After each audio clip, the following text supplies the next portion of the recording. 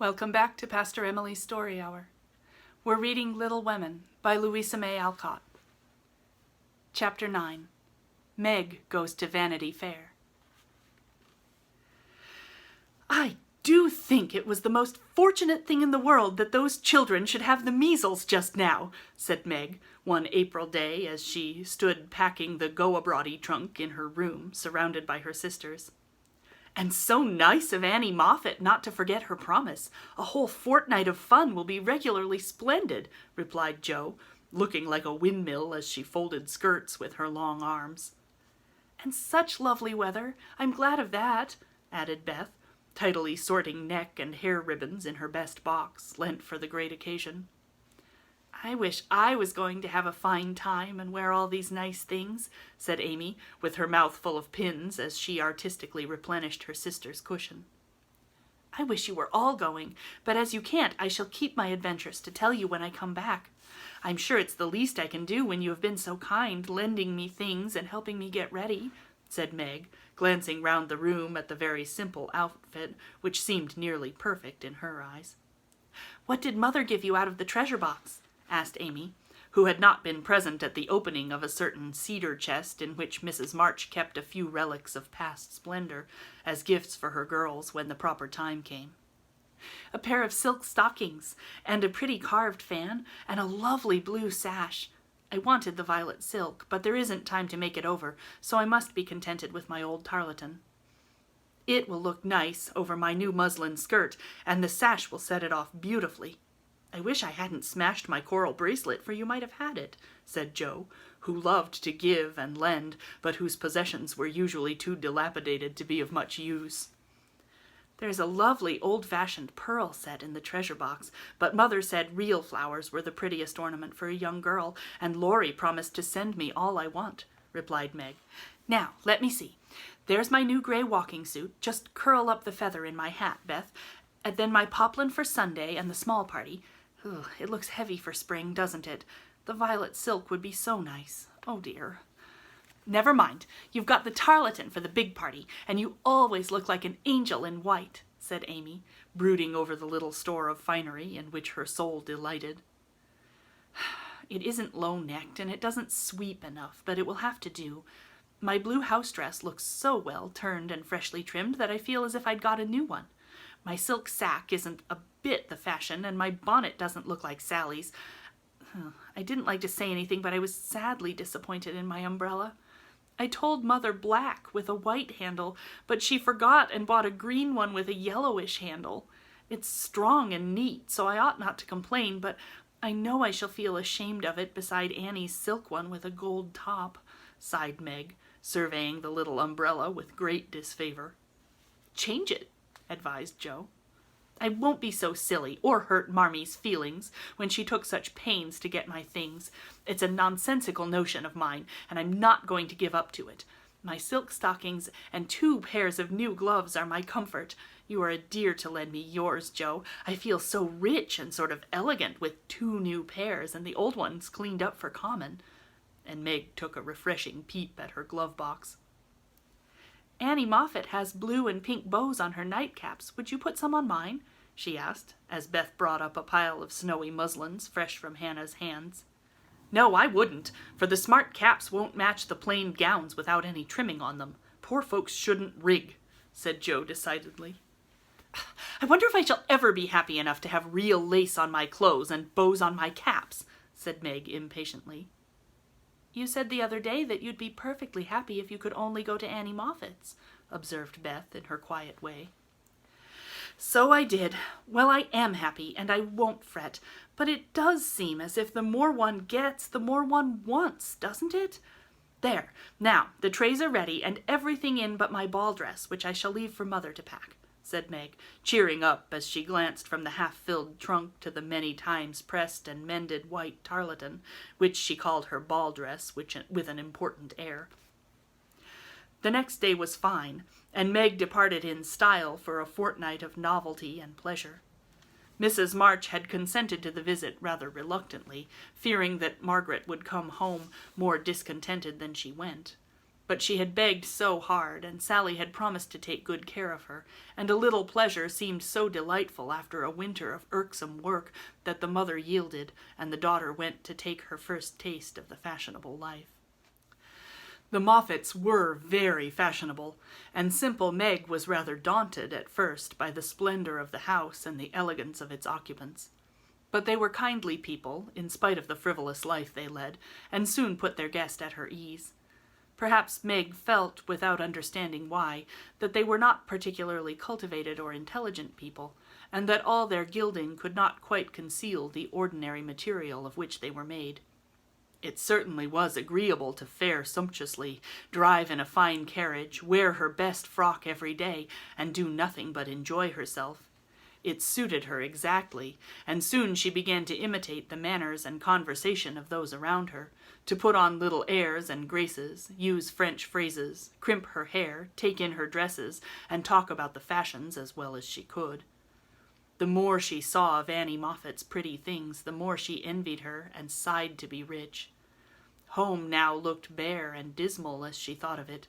Work grew harder than ever, and she felt that she was a very destitute and much injured girl, in spite of the new gloves and silk stockings.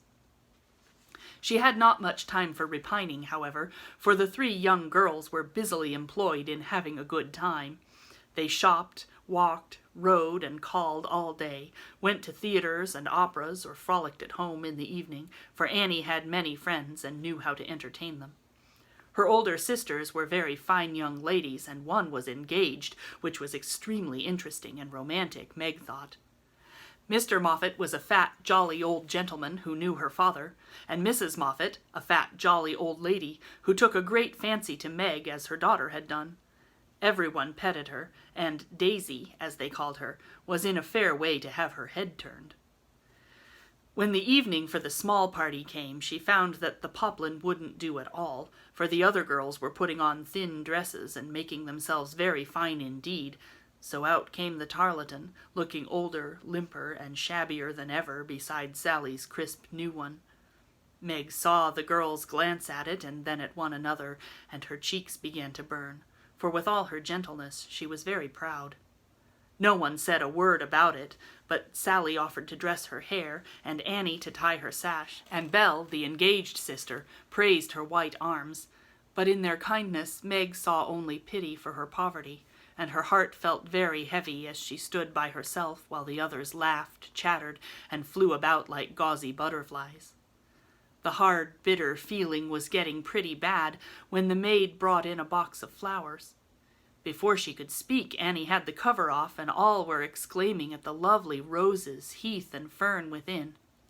"It's for Belle, of course. George always sends her some, but these are altogether ravishing," cried Annie with a great sniff.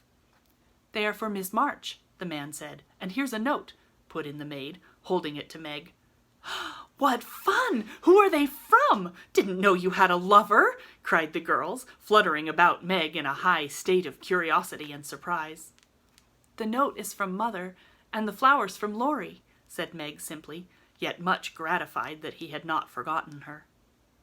"Oh, indeed," said Annie with a funny look, as Meg slipped the note into her pocket as a sort of talisman against envy, vanity, and false pride, for the few loving words had done her good, and the flowers cheered her up by their beauty. Feeling almost happy again, she laid by a few ferns and roses for herself, and quickly made up the rest in dainty bouquets for the breasts, hair, or skirts of her friends, offering them so prettily that Clara, the elder sister, told her she was the sweetest little thing she ever saw, and they looked quite charmed with her small attention.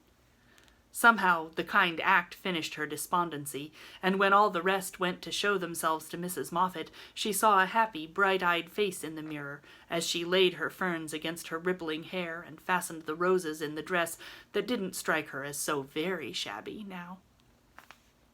She enjoyed herself very much that evening, for she danced to her heart's content, everyone was very kind, and she had 3 compliments.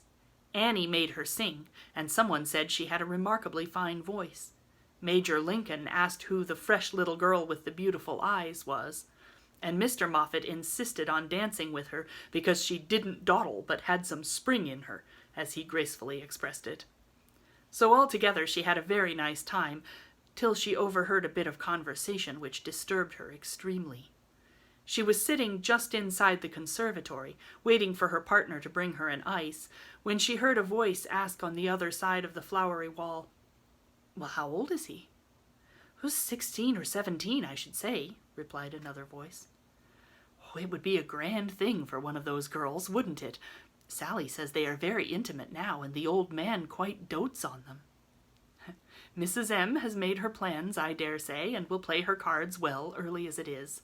The girl evidently doesn't think of it yet," said Mrs. Moffat. "She told that fib about her mamma as if she did know, and colored up when the flowers came, quite prettily. Poor thing! She'd be so nice if she was only got up in style. Do you think she'd be offended if we offered to lend her a dress for Thursday?" asked another voice. "She's proud, but I don't think she'd mind, for that dowdy tarlatan is all she has got. She may tear it tonight, and that will be a good excuse for offering a decent one." "We'll see. I shall ask young Lawrence as a compliment to her, and we'll have fun about it afterward." Here Meg's partner appeared, to find her looking much flushed and rather agitated.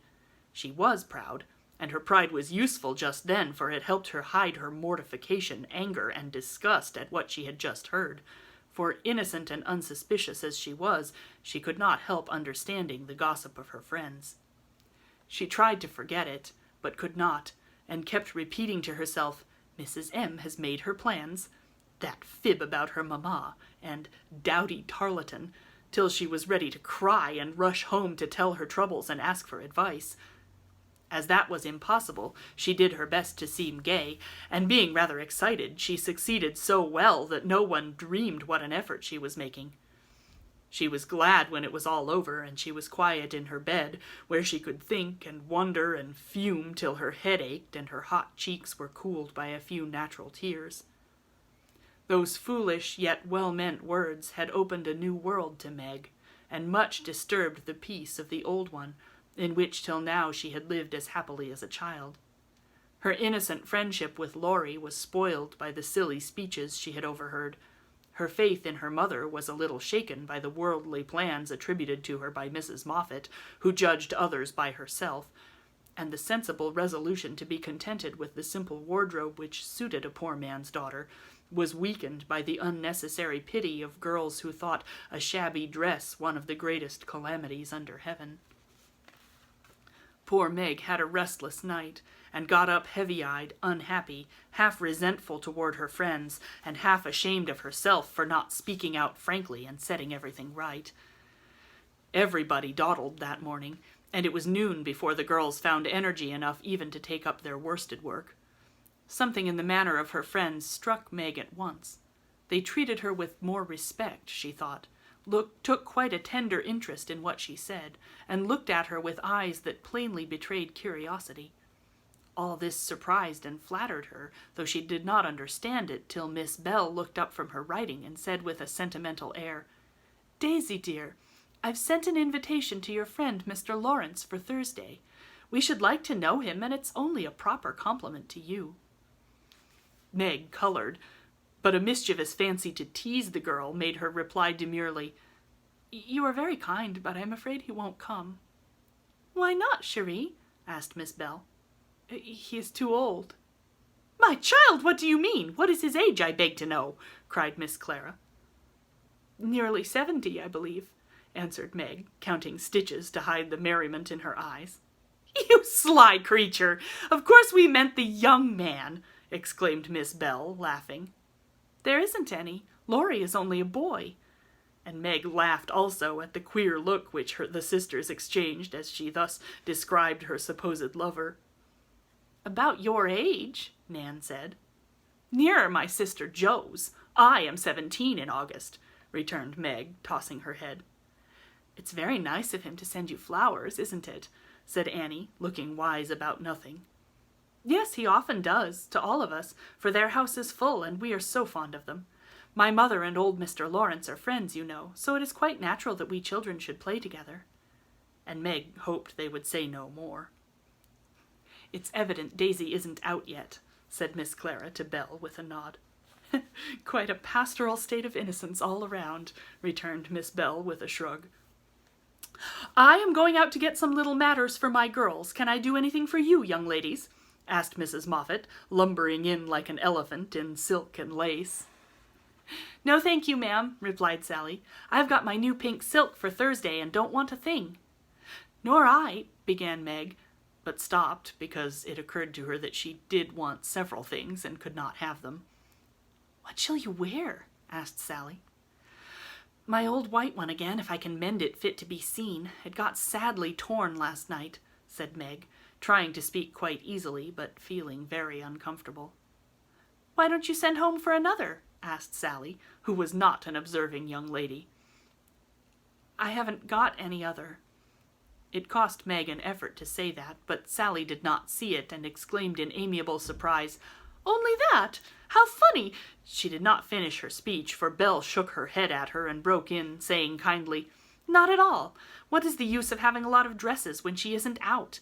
There's no need of sending home, Daisy, even if you had a dozen, for I've got a sweet blue silk laid away which I've outgrown, and you shall wear it to please me, won't you, dear? You are very kind, but I don't mind my old dress if you don't. It does well enough for a little girl like me, said Meg. Now do let me please myself by dressing you up in style. I admire to do it, and you'd be a regular little beauty with a touch here and there. I shan't let anyone see you till you are done, and then we'll burst upon them like Cinderella and her godmother going to the ball, said Belle in her persuasive tone.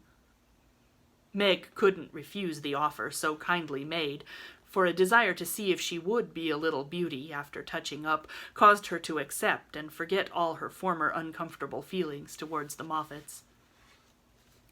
On the Thursday evening, Belle shut herself up with her maid, and between them they turned Meg into a fine lady.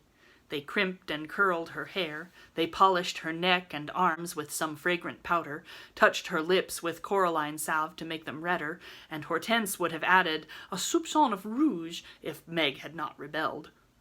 They laced her into a sky-blue dress, which was so tight she could barely breathe, and so low in the neck that modest Meg blushed at herself in the mirror. A set of silver filigree was added, bracelets, necklace, brooch, and even earrings, for Hortense tied them on with a bit of pink silk which did not show. A cluster of tea-rose buds at the bosom, and a ruche reconciled Meg to the display of her pretty white shoulders, and a pair of high-heeled blue silk boots satisfied the last wish of her heart.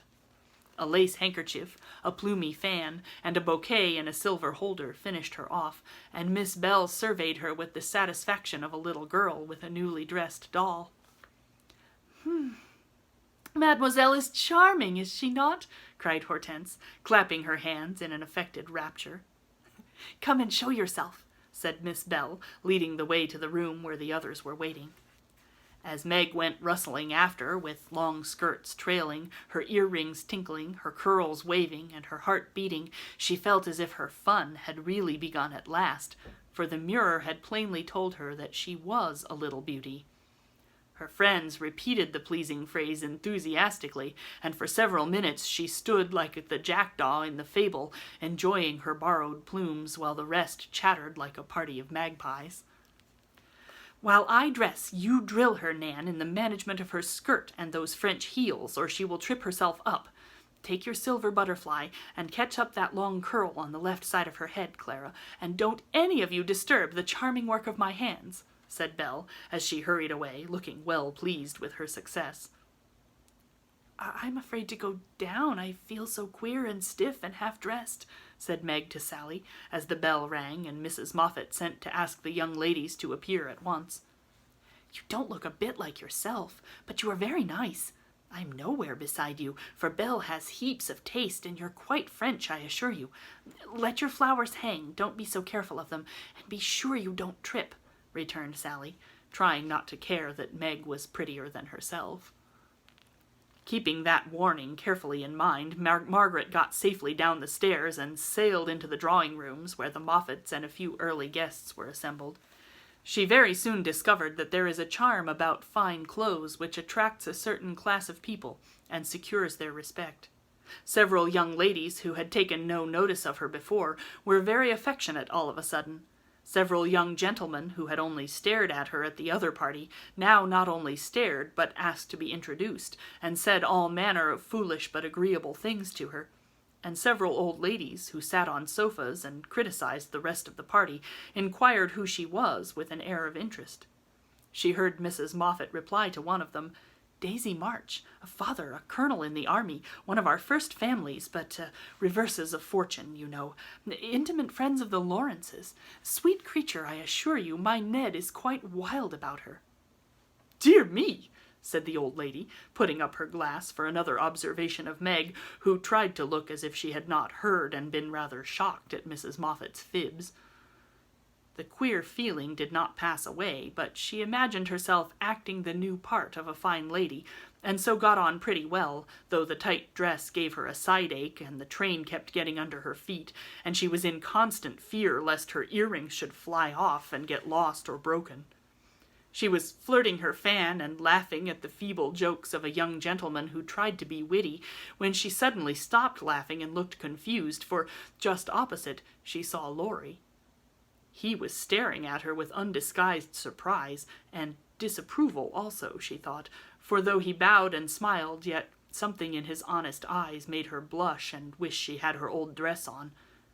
To complete her confusion, she saw Belle nudge Annie and both glance from her to Laurie, who, she was happy to see, looked unusually boyish and shy. "Silly creatures, to put such thoughts into my head. I won't care for it, or let it change me a bit," thought Meg, and rustled across the room to shake hands with her friends. "I'm glad you came. I was afraid you wouldn't," she said, with her most grown-up air. "Joe wanted me to come and tell her how you looked, so I did," answered Laurie, without turning his eyes upon her, though he half smiled at her maternal tone. "What shall you tell her?" asked Meg, full of curiosity to know his opinion of her, yet feeling ill at ease with him for the first time. "I shall say I didn't know you, for you look so grown up and unlike yourself. I'm quite afraid of you," he said, fumbling at his glove button. "How absurd of you! The girls dressed me up for fun, and I rather like it. Wouldn't Jo stare if she saw me?" said Meg, bent on making him say whether he thought her improved or not. "Yes, I think she would," returned Laurie gravely. "Don't you like me so?" asked Meg. "No, I don't," was the blunt reply. "Why not?" in an anxious tone. He glanced at her frizzled head, bare shoulders, and fantastically trimmed dress, with an expression that abashed her more than his answer, which had not a particle of his usual politeness about it. "I don't like fuss and feathers." That was altogether too much from a lad younger than herself, and Meg walked away, saying petulantly, "You are the rudest boy I ever saw." Feeling very much ruffled, she went and stood at a quiet window to cool her cheeks, for the tight dress gave her an uncomfortably brilliant color. As she stood there, Major Lincoln passed by, and a minute after she heard him saying to his mother, "They are making a fool of that little girl. I wanted you to see her, but they have spoiled her entirely. She's nothing but a doll tonight." "Oh, dear," sighed Meg.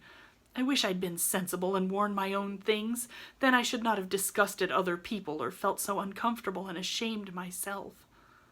She leaned her forehead on the cool pane and stood half hidden by the curtains, never minding that her favorite waltz had begun, till someone touched her, and turning she saw Laurie, looking penitent, as he said with his very best bow and his hand out, "Please forgive my rudeness and come and dance with me."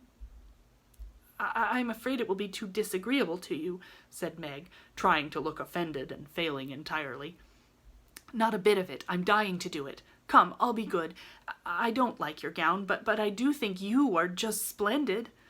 And he waved his hands as if words failed to express his admiration.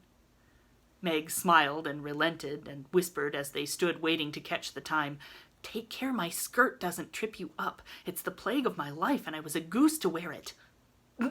"Pin it round your neck, then it will be useful," said Laurie, looking down at the little blue boots, which he evidently approved of.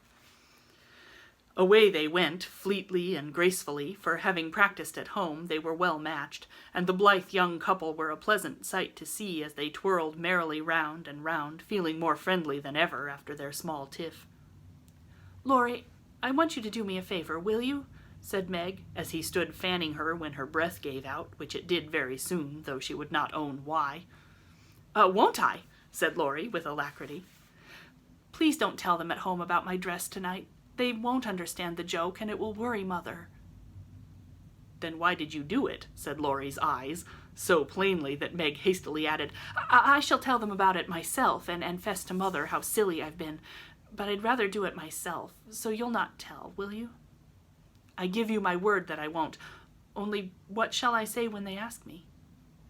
Just say that I looked pretty well and was having a good time. Well, I'll say the first with all my heart, but how about the other? You don't look as if you were having a good time, are you? And Laurie looked at her with an expression which made her answer in a whisper, No, not just now. Don't think I'm horrid. I only wanted a little fun, but this sort doesn't pay, I find, and I'm getting tired of it. Here comes Ned Moffat. What does he want? Said Laurie, knitting his black brows as if he did not regard his young host in the light of a pleasant addition to the party. He put his name down for 3 dances, and I suppose he's coming for them. What a bore, said Meg, assuming a languid air which amused Laurie immensely. He did not speak to her again until supper time, when he saw her drinking champagne with Ned and his friend Fisher, who were behaving like a pair of fools, as Laurie said to himself, for he felt a brotherly sort of right to watch over the Marches and fight their battles whenever a defender was needed. You'll have a splitting headache tomorrow if you drink much of that. I wouldn't, Meg. Your mother doesn't like it, you know, he whispered, leaning over her chair as Ned turned to refill her glass and Fisher stooped to pick up her fan. I'm not Meg tonight. I'm a doll who does all sorts of crazy things, and tomorrow I shall put away my fuss and feathers and be desperately good again, she answered, with an affected little laugh. Wish tomorrow was here, then, muttered Laurie, walking off, ill-pleased at the change he saw in her. Meg danced and flirted, chattered and giggled as the other girls did. After supper she undertook the German and blundered through it, nearly upsetting her partner with her long skirt and romping in a way that scandalized Laurie, who looked on and meditated a lecture. But he got no chance to deliver it, for Meg kept away from him until he came to say good night. Remember, she said, trying to smile, for the splitting headache had already begun. Silence à la mort, replied Laurie with a melodramatic flourish as he went away. This little bit of byplay excited Annie's curiosity, but Meg was too tired for gossip and went to bed, feeling as if she had been to a masquerade and hadn't enjoyed herself as much as she expected. She was sick all the next day, and on Saturday went home, feeling quite used up with her fortnight's fun and feeling that she had sat in the lap of luxury long enough. Oh, it does seem pleasant to be quiet and not have company manners on all the time. Home is a nice place, though it isn't splendid, said Meg, looking about her with a restful expression as she sat with her mother and Joe on the Sunday evening.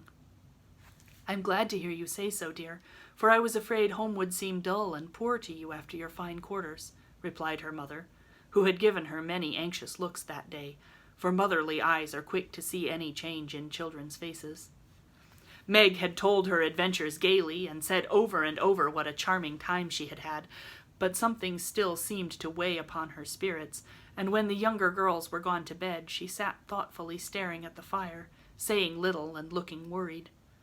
As the clock struck 9 and Joe proposed bed, Meg suddenly left her chair and, taking Beth's stool, leaned her elbows on her mother's knee, saying bravely, Marmee, I want to fess. I thought so, dear. What is it? Shall I go away? Asked Joe discreetly. Of course not. Don't I always tell you everything? I was ashamed to speak of it before the children, but I want you to know all the dreadful things I did at the Moffats. We're prepared, said Mrs. March, smiling but looking a little anxious. Well, I told you they dressed me up, but I didn't tell you that they powdered and squeezed and frizzled and made me look like a fashion plate. Laurie thought I wasn't proper. I know he did, though he didn't say so, and one man called me a doll. I knew it was silly, but they flattered me and said I was a beauty and quantities of nonsense, so I let them make a fool of me. Is that all? Asked Joe, as Mrs. March looked silently at the downcast face of her pretty daughter and could not find it in her heart to blame her little follies. No, I drank champagne and romped and tried to flirt and was altogether abominable, said Meg self-reproachfully. There is something more, I think, and Mrs. March smoothed the soft cheek, which suddenly grew rosy as Meg answered slowly. Yes, it is very silly, but I want to tell it because I hate to have people say and think such things about us and Laurie. Then she told the various bits of gossip she had heard at the Moffats, and as she spoke, Jo saw her mother fold her lips tightly, as if ill-pleased that such ideas should be put into Meg's innocent mind. Well, if that isn't the greatest rubbish I ever heard, cried Jo indignantly. Why didn't you pop out and tell them so on the spot? I couldn't. It was so embarrassing for me. I couldn't help hearing it first, and then I was so angry and ashamed. I didn't remember that I ought to go away. Just wait till I see Annie Moffat, and I'll show you how to settle such ridiculous stuff. The idea of having plans and being kind to Laurie because he's rich and may marry us by and by. Won't he shout when I tell him what those silly things say about us poor children? And Jo laughed, as if, on second thoughts, the thing struck her as a good joke. If you tell Laurie, I'll never forgive you. She mustn't, must she, Mother? Said Meg, looking distressed. No, never repeat that foolish gossip, and forget it as soon as you can, said Mrs. March gravely. I was very unwise to let you go among people of whom I know so little. Kind, I dare say, but worldly, ill-bred, and full of these vulgar ideas about young people.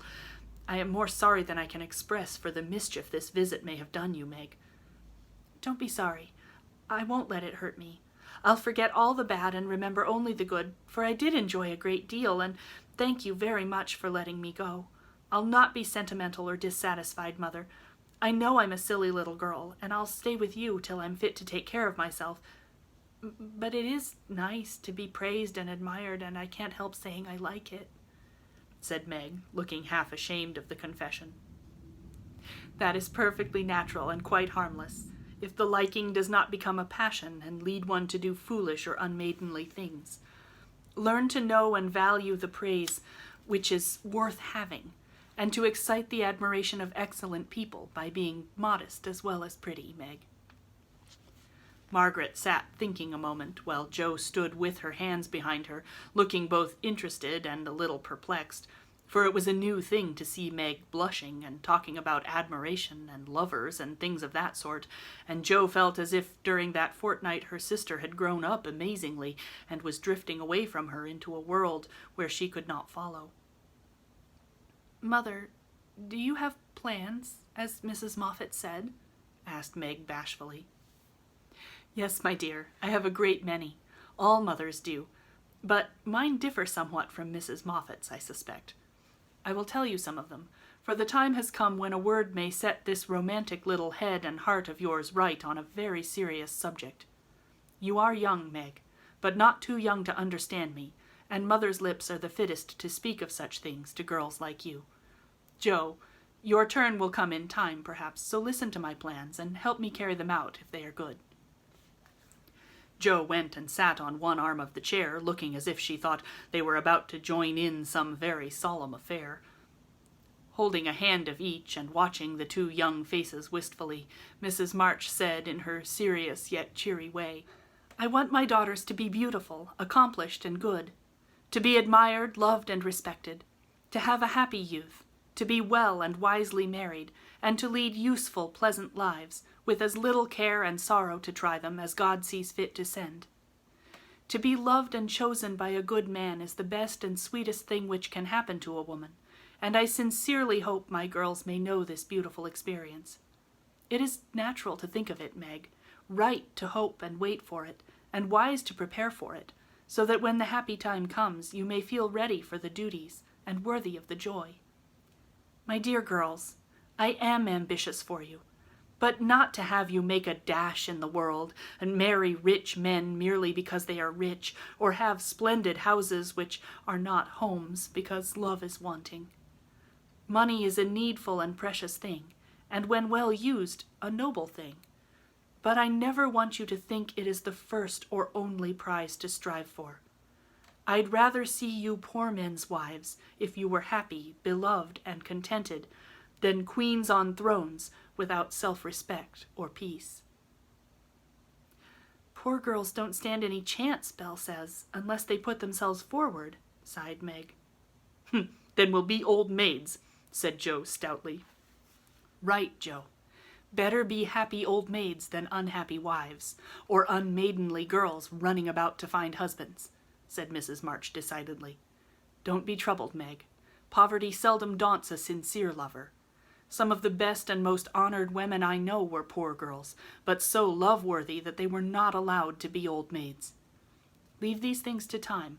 Make this home happy, so that you may be fit for homes of your own if they are offered to you, and contented here if they are not. One thing remember, my girls. Mother is always ready to be your confidant, father to be your friend, and both of us trust and hope that our daughters, whether married or single, will be the pride and comfort of our lives. We will, Marmee, we will, cried both with all their hearts, as she bade them good night. Come back tomorrow for the next chapter.